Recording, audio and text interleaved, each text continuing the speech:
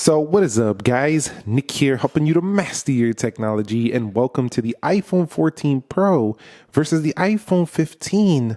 Which should you buy? Now, the reason this video makes sense is because if you take a look at the price point of an iPhone 14 Pro right now, $684, $723, and I'm not advertising for any of these people, but you can see, or these companies, you can see some of these places are giving you $0 down on these phones.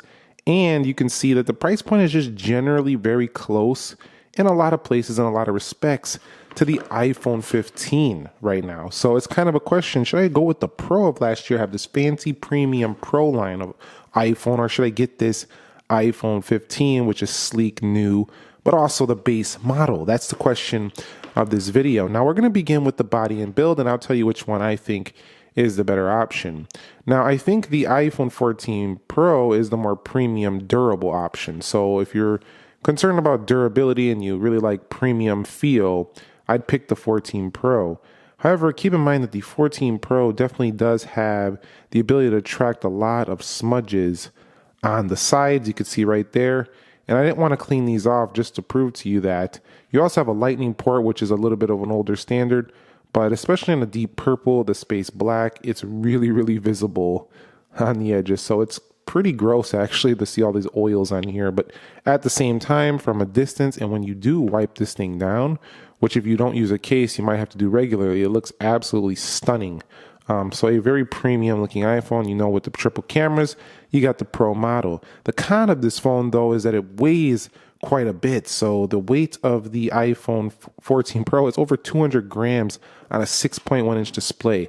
It's hard to really show that on camera, but it's basically like a little brick in your pocket. Now, the iPhone 15 is in the 170 gram range. It feels much cleaner on the edges, much smoother, and it's far more comfortable to hold, I'd say.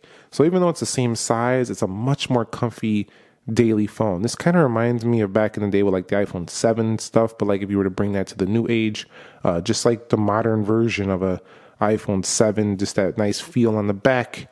They went to a matte textured back, which is closer to a Pro, a diagonal dual camera, and they do have the USB-C on here, which is an upgrade, I would say, over the 14 Pro. So if you want a more comfy feel, want to pay the same price, and you're okay with 60 hertz, I would say the design of the iPhone 15 is nearly close to a 14 Pro, but just doesn't have the shiny edges or the triple camera. So comfort and ergonomics, go with the 15. Pure premium durability aspect, go with the 14 Pro. It's a little bit better in those respects. Now, in terms of just the overall look, though, in terms of design and stuff, on the front, you can see the bezels are about the same on both here. I don't know, are they slightly thinner on the 15? I can't really tell. They look about the same. They got like the same height, the same width, same dynamic islands.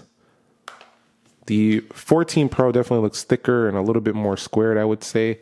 I think the 15 has a slight more curved look to it, but it's very not noticeable that much at all.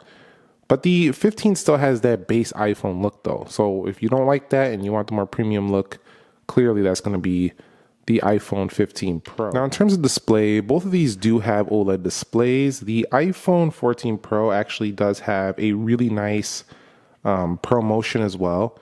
But you can see the dynamic islands are definitely in the way on the iPhone 14 Pro. But the colors look really good. However, again, if you watch a lot of content and you pinch in like that, you'll see it. If you keep it at this level, you'll never even notice it. But what you will notice is how smooth the display is here for the iPhone 15 Pro. Definitely very smooth, and you really notice it in scrolling day to day. So it's just kind of definitely a pro to this phone. Same brightness though as the iPhone 15 and the same resolution, same sharpness. Now the iPhone 15 though goes away from the notch from the iPhone 14 and 13, brings that dynamic island, which brings those niceties that it comes with this. But again, if you're watching content, these are videos I shot. If you're watching content, it can definitely get in the way if you pinch in. Other than that, though, it does a similar contrast ratio, same brightness, which is quite nice because before the Pros usually had a little bit brighter displays, not anymore, and it has the same resolution. I also found that the 60 hertz is actually not that big of a deal. Once you get used to this after a few days, you probably won't even think about it, to be quite fair with you. I have to say, iOS with 60 hertz is the smoothest operating system out there with a 60 hertz panel. It just is. But I mean, if you're looking for a little bit more value on the display, pick the 14 Pro. It definitely gives you that for the same money right now. From a software perspective, there is zero difference. They both run the same applications. They both run the same widgets. They both do have the same CPU. So they both have the same length of software updates just about, unless Apple decides to give the 15 an extra update. I don't see it happening. With the same CPU, they're going to go the same distance. Department, you do get, of course, a couple of different camera buttons, like you only get 2 times zoom here. You get an ultra, or you get a 3 times zoom here. You get a macro button right there.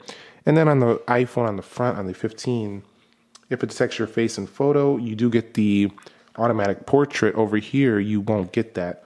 Although I really feel like Apple could just add these features to the older phone. They haven't. So just in camera, also in camera software settings, if you go down here into the 15, scroll down till you find camera and formats. You have the ability to photo capture in 24 megapixels. So that's kind of a difference. If you're formats, you have the ability, you don't see that ability right there. So definitely a couple of difference in camera, but that's the only software changes, and longevity should be about the same with the same CPU. When it comes to performance, I'm not sure I did an actual speed test with these two, but I gotta say, I tested them out before this video, and there's hardly any difference between using both of these iPhones. I think it's kind of cool that you can get a base 15 now and get basically pro level performance from last year. It's a really nice value add if you want the latest iPhone. But honestly, Apple's done really good with these previous updates, the 17 dot releases.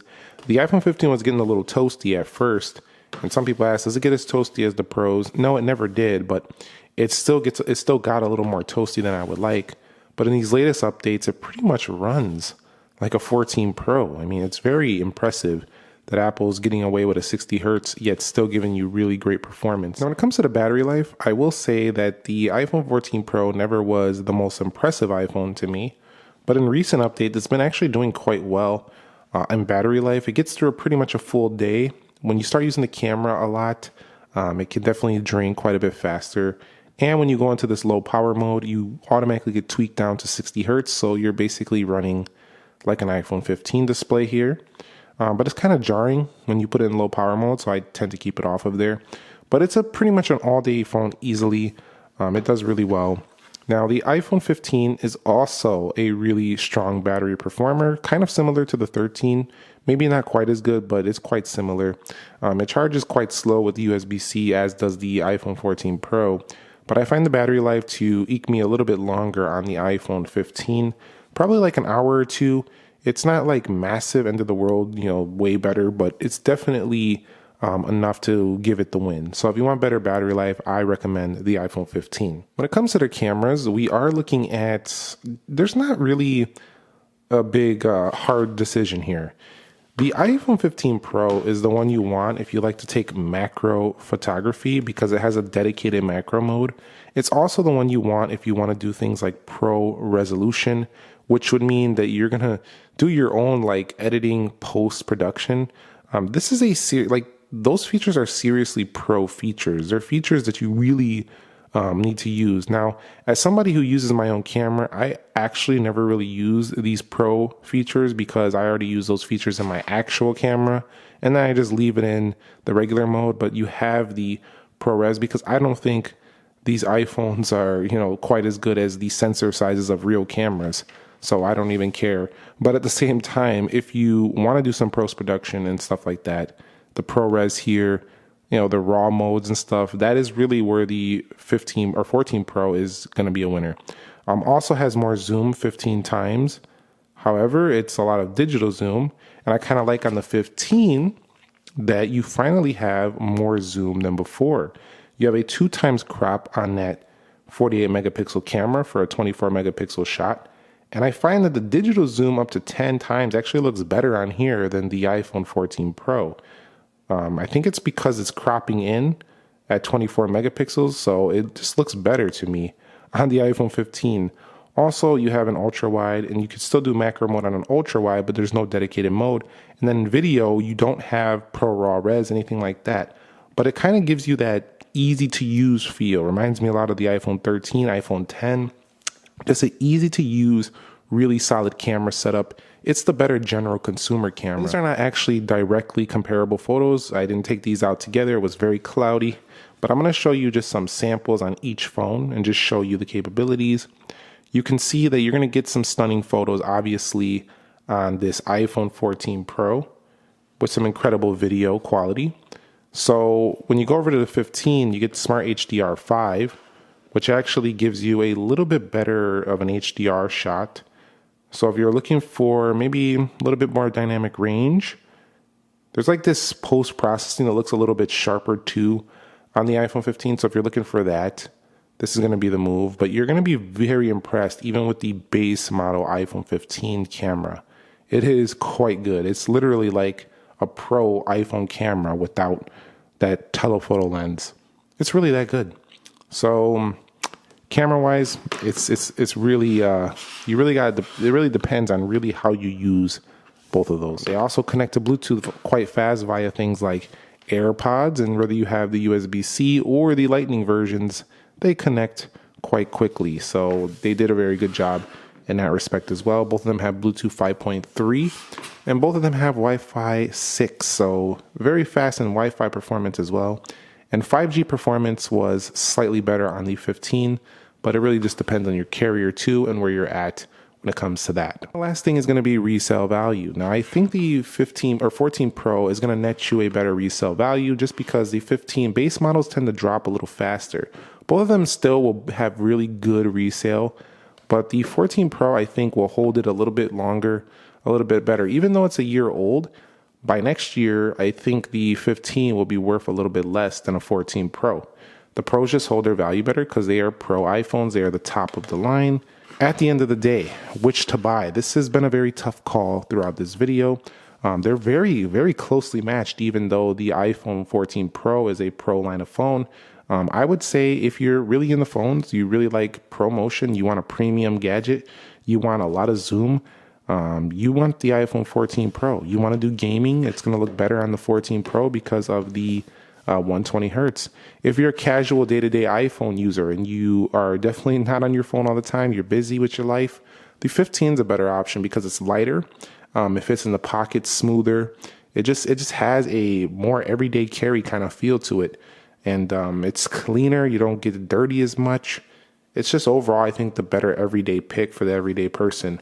But the 14 Pro is definitely for that person who's really into phones. They're really into using their camera as a phone. They really like premium stuff and premium items. It's definitely a better feel in that respect. So that's how I would choose. If you found this video helpful, entertaining, informing, do me a favor, click that like button for me. Subscribe if you haven't already. And have a great new year if I don't see you until 2024. Nick here. Be sure to be well. I'll catch you on the next episode. And peace.